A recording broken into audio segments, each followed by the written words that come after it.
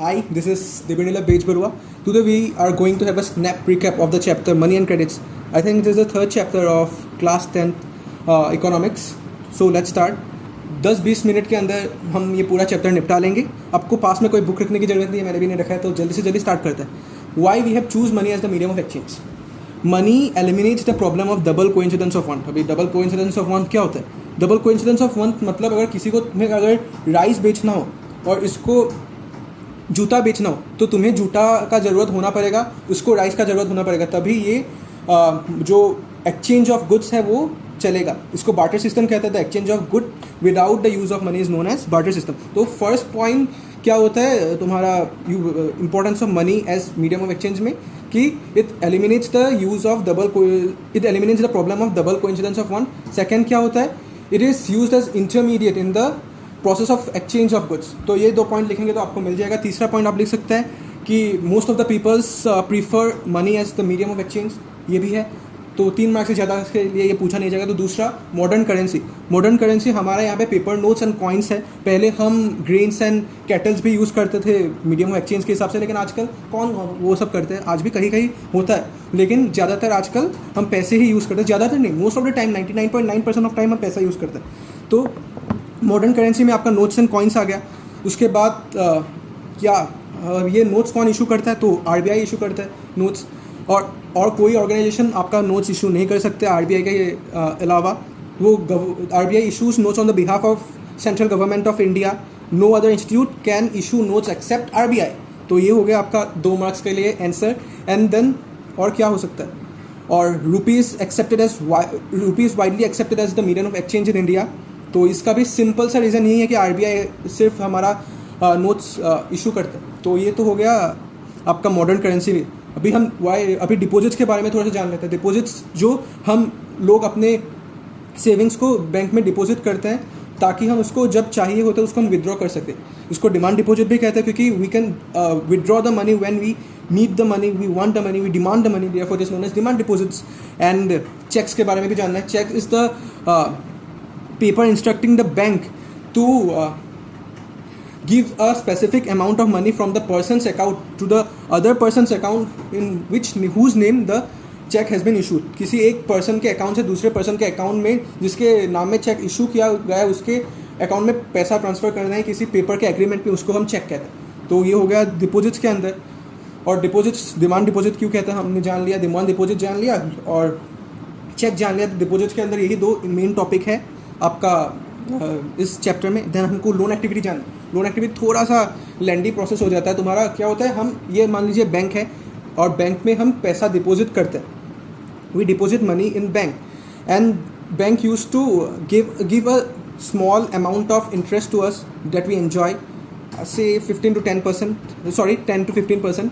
और क्या होता है, बैंक 15% पैसे अपने पास रख लेता है ताकि हम जब चाहे उसको विड्रॉ कर सके, और बाकी 85% वो एज ए लोन दे देते हैं. वो हो गया. और 85% लोन जो वो दे देते हैं उसमें से वो क्या करते हैं, जो इंटरेस्ट वो बोरोवर से कुछ इंटरेस्ट लेते हैं, वो इंटरेस्ट रेट थोड़ा सा हायर होता है जो हम डिपोजिटर्स को वो पे करते हैं. मतलब बोरोवर से आई थिंक 15 to 20% वो इंटरेस्ट ले लेते हैं और हमको 10 to 15% दे देता है. मतलब आपका 5% to 7% वो प्रॉफिट कर जाता है इंटरेस्ट रेट. तो what is the main source of income for the bank? The difference between the interest that they pay to the depositors and the receive from the borrower is known as the income of the bank. जो वो पैसे हम depositors को जो interest rate वो हम depositors को देते हैं और जो बोरोवर से लेते हैं उसका बीच का जो डिफरेंस है वही है बैंक का इनकम. तो ये हो गया. उसके बाद टर्म्स क्रेडिट के बारे में जानना है. Credit is the agreement in which the lender supplies the borrower with goods, money and services in promise with the future repayment.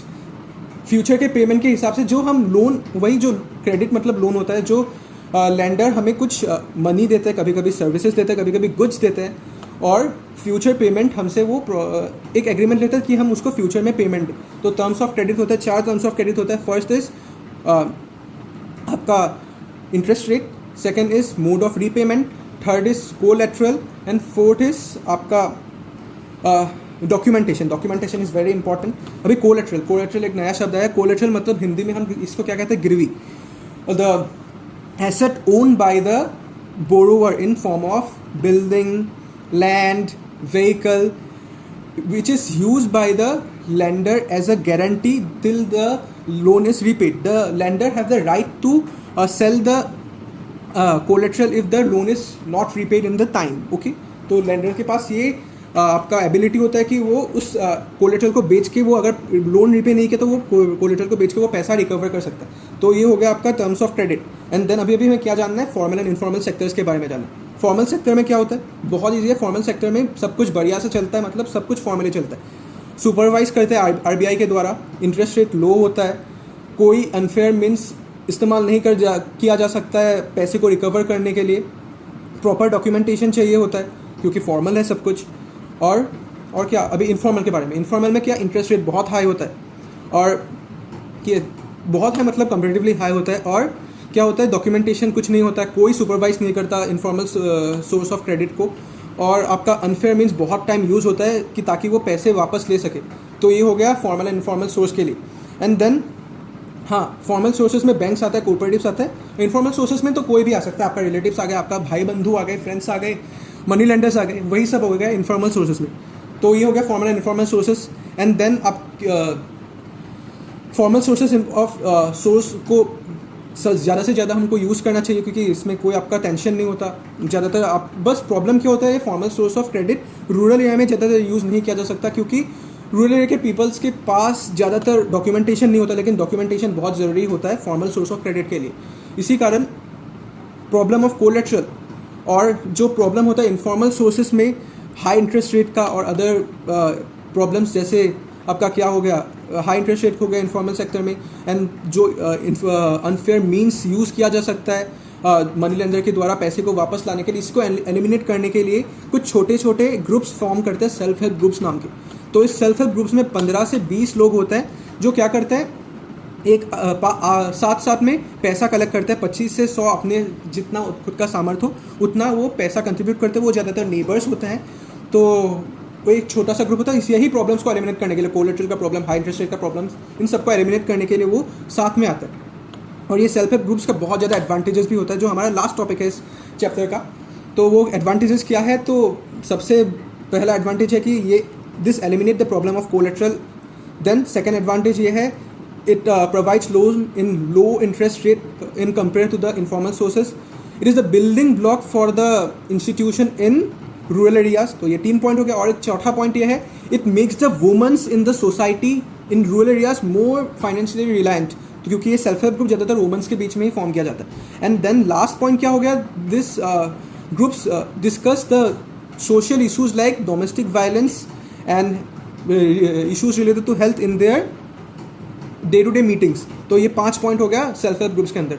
तो हमने अभी इसके हिसाब से हमने पूरा चैप्टर हमने यहाँ पे रिवाइज कर लिया. तो पहले से हम स्टार्ट करते हैं. फर्स्ट हमने देखा कि मनी को हमने क्यों एक्सचेंज ऑफ गुड्स के लिए इस्तेमाल करना शुरू किया. फर्स्ट ये हमारा टॉपिक हो गया. देन मॉडर्न करेंसी के बारे में हमने सीखा. देन हमने डिपॉजिट्स के बारे में सीखा. देन हमने क्या सीखा, डिपॉजिट्स के बाद हमने लोन एक्टिविटी ऑफ बैंक के बारे में सीखा. Then formal and informal sources के बारे में सीखा. और लास्ट में हमने क्या सीखा, लास्ट में हमने सीखा आपका सेल्फ हेल्प ग्रुप्स के बारे में.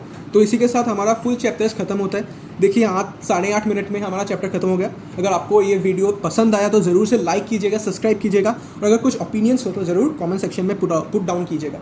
Thank you.